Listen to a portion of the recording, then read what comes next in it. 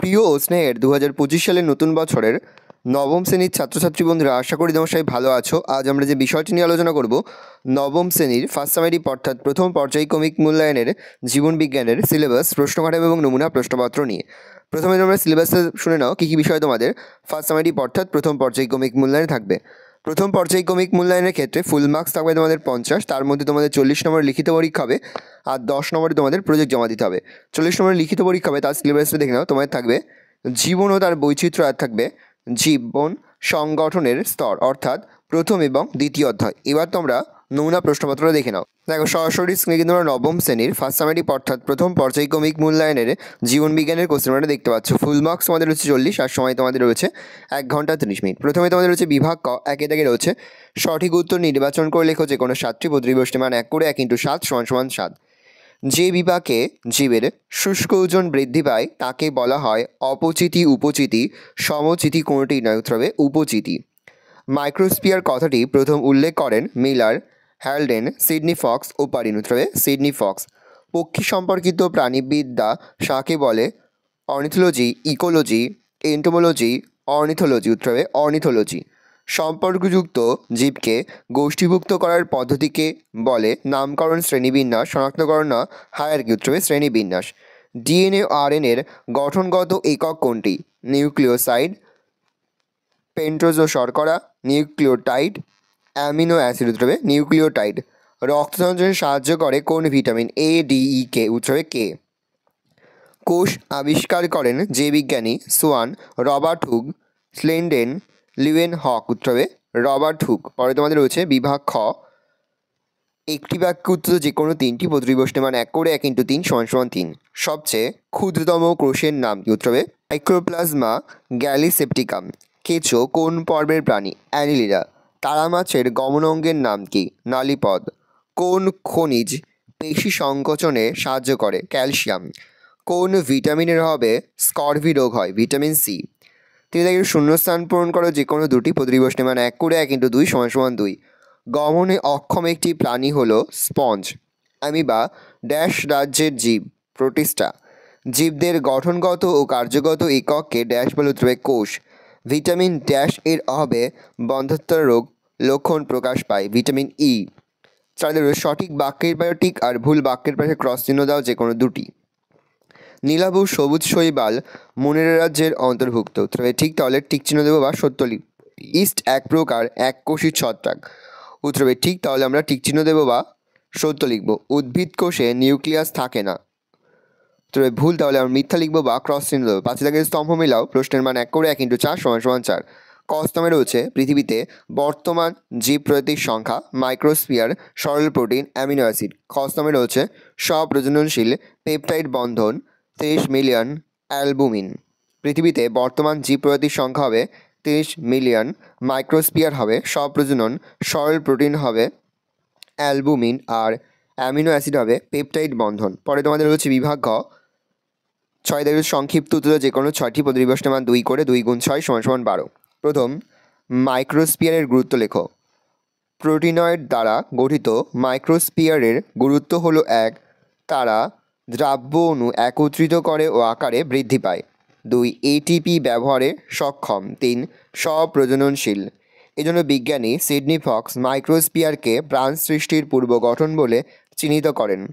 জীববৈচিত্র্যের hotspot বলতে কী বোঝো? বিজ্ঞানী নরম্যান মার্স এর মতে পৃথিবীর যে সকল স্থানে সর্বাধিক সংখ্যায় বিপদগ্রস্ত এন্ডেমিক প্রজাতি বাস করে সেই সকল অঞ্চলকে হটস্পট বলে। পৃথিবীতে 34টি হটস্পট রয়েছে, এর মধ্যে ভারতে রয়েছে 4টি, যেমন পূর্ব হিমালয়, পশ্চিমঘাট পর্বতমালা, সুন্দারল্যান্ড, আন্দামান নিকোবর দ্বীপপুঞ্জ ইত্যাদি। প্রশ্ন, দ্বিপদ নামকরণের সুবিধা ও গুরুত্ব লেখো। দ্বিপদ নামকরণ সর্বজনীন, তাই পৃথিবীর সর্বত্র এই নামের দ্বারা যে কোনো জীবকে চেনে নেওয়া সম্ভব হয়। 2, স্থানীয় নামকরণ সংক্রান্ত ভুল ভ্রান্তি দূর করতে দ্বিপদ নামকরণ সাহায্য করে। 3, দ্বিপদ নামকরণ সরল, অর্থপূর্ণ ও তা অন্য জীবের ক্ষেত্রে পুনর্ব্যবহৃত হয় না, তাই তা বিজ্ঞানসম্মত। একবীজপত্রী ও দ্বিবীজপত্রী উদ্ভিদের মিল কী কী? একবীজপত্রী ও দ্বিবীজপত্রী উদ্ভিদের সদৃশ্যগুলি হলো: 1, উভয় এই সপুষ্পক উদ্ভিদ। 2 উভয়ের যৌন জনন ও নিষেক ঘটে। 3 উভয়ে বীজে বীজপত্র থাকে। 4 উভয়ে জাইলেম ও ফ্লোয়েম নামক সংবহন কলা থাকে।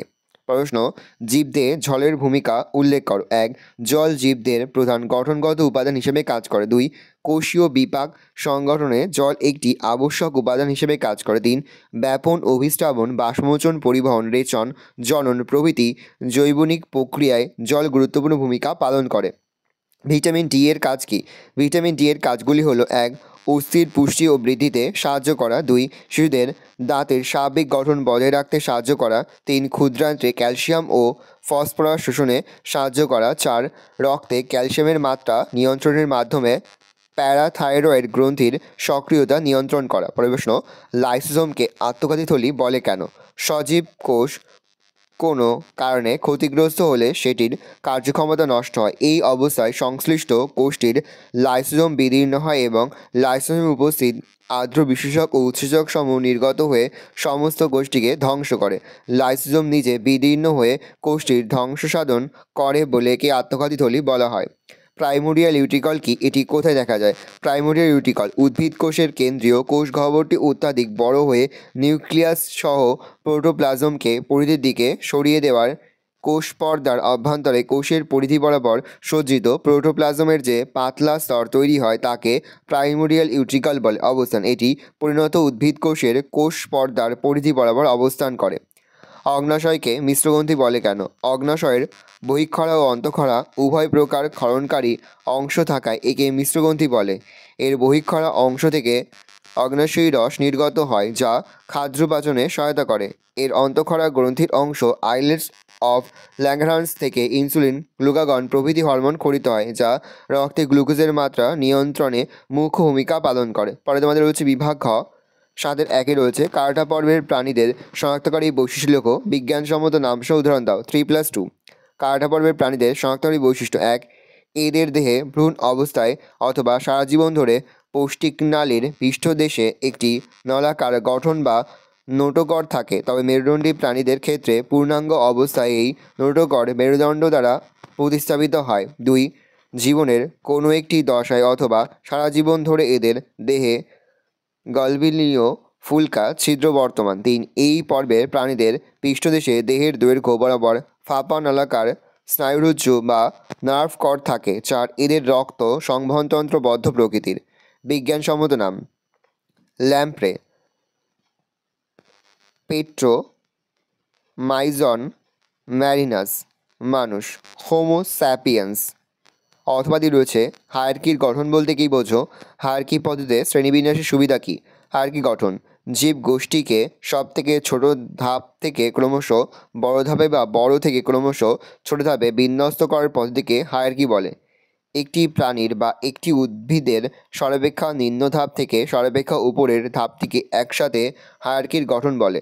হায়ারকি পদ্ধতির শ্রেণীবিন্যাসের সুবিধা: হায়ারকি পদ্ধতির শ্রেণীবিন্যাসের সুবিধাগুলি হলো: 1 পারস্পরিক সম্পর্কযুক্ত একটি জীবের সঙ্গে অন্য একটি জীবের পারস্পরিক সম্পর্ক নির্ণয়ে একটি সহায়তা করে। 2 বৈশিষ্ট্য পর্যবেক্ষণ কোনো জীবের শ্রেণীবিন্যাস করার আগে সকল ধাপের উল্লেখযোগ্য বৈশিষ্ট্যগুলি ভালো করে দেখা হয়। 3 ট্যাক্সন চিহ্নিতকরণ এই পদ্ধতির সাহায্যে কোনো ট্যাক্সনকে সহজেই চিহ্নিত করা যায়। 4 অন্যান্য সুবিধা এই পদ্ধতিতে শ্রেণীবিন্যাস করলে ওপরের ধাপ ও নিচের ধাপে একই বৈশিষ্ট্যের পুনরাবৃত্তি ঘটে না। নিচের ধাপগুলিতে কেবলমাত্র অতিরিক্ত সদৃশপূর্ণ বৈশিষ্ট্য সংযোজন করা হয়। পরে হচ্ছে নিউরন বা স্নায়ুকোষের পরিচ্ছন্ন চিত্র অঙ্কন করে লিখিত অংশগুলি চিহ্নিত করো। নিউক্লিয়াস, সোয়ান কোষ, অ্যাক্সন হিল, ক্র্যানভিয়ারের পর্ব। স্ক্রিনে তোমরা যে চিত্র দেখতে পাচ্ছ এই চিত্র তোমাদের কিন্তু আঁকতে হবে, ভালো করে দেখে নাও।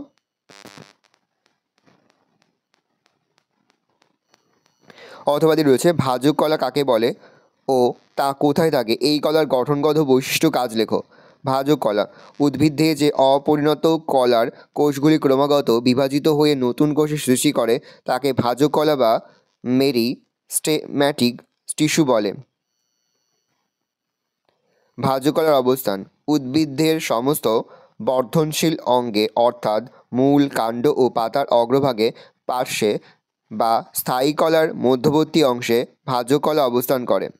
ভাজক কলার গঠনগত বৈশিষ্ট্য: 1 ভাজক কলা কোষগুলি আকৃতিতে ছোট এবং দৈর্ঘ্যে প্রস্থে প্রায় সমান হয়। 2 কোষগুলি সাধারণত গোলাকার, ডিম্বাকার ও বহুযুগার হয়। 3. এই কলার কোষগুলির কোষপ্রাচীর সাধারণত পাতলা হয়। 4. কোষের প্রোটোপ্লাজমে সুস্পষ্ট নিউক্লিয়াস সহ ঘন সাইটোপ্লাজম থাকে। 5. কোষে সাধারণত কোষ গহ্বর অনুপস্থিত। 6.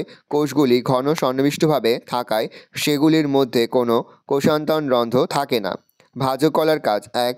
কোষ বিভাজনের মাধ্যমে কোষের সংখ্যা বৃদ্ধি ঘটিয়ে ভাজক কলা উদ্ভিদের বৃদ্ধি ঘটায় ও ক্ষয়পূরণে সাহায্য করে। 2. ভাজক কলা পরিণত হয়ে স্থায়ী কলা সৃষ্টি করে। ভালো করে দেখে নাও, এই রয়েছে টোটাল তোমাদের ফার্স্ট সামারি অর্থাৎ প্রথম পর্যায়ক্রমিক মূল্যায়নের নবম শ্রেণীর জীবন বিজ্ঞানের কোশ্চেন পেপার। ভালো করে কোশ্চেনটা দেখে নাও। আশা করি ভিডিওটা ভালো লেগেছে। ভিডিওটা ভালো লাগলে ভিডিওকে লাইক করে দেখতে ভুলবেন না। আমার চ্যানেল নতুন হাওয়াত লাগলে সাবস্ক্রাইব প্রেস করে পাশে বেল আইকন প্রেস করে যখন নতুন করে ভিডিও আপলোড করি সবার ফার্স্ট নোটিফিকেশন তোমরা পেয়ে যাও। আর এই ভিডিওটি আমার বন্ধু বান্ধবী আত্মীয়স্বজন সবার মধ্যে কিন্তু অনেক শেয়ার করে যে বছর নবম শ্রেণীতে পড়ছে। আমরা কিন্তু ইতিমধ্যে নবম শ্রেণীর প্রতি বিষয়ের সিলেবাস, প্রশ্নকার এবং নমুনা প্রশ্নপত্র কিন্তু আপলোড করে দিই। এখনও পর্যন্ত সেই ভিডিওগুলো না দেখে থাকো, ভিডিওগুলো কিন্তু তাড়াতাড়ি দেখে নাও। তোমাদের সকলকে জানাই আগাম পরীক্ষার অনেক শুভেচ্ছা এবং অভিনন্দন। একেবারে ভিডিও শেষে স্ক্রিনে তোমরা একটা প্লেলিস্ট দেখতে পারবে, তারপরে ক্লিক করলে সমস্ত ভিডিওগুলো কিন্তু তোমরা পর দেখে নিতে পারবে। কোনো প্রশ্নের উত্তর লিখতে বা বুঝতে কোনো রকম অসুবিধা হয় তাহলে কিন্তু নির্দ্বিধায় কমেন্ট সেকশনে কমেন্ট করে জানাতে একদমই ভুলবে না। তাহলে তোমরা কোশ্চেন পেপারটা দেখে নাও।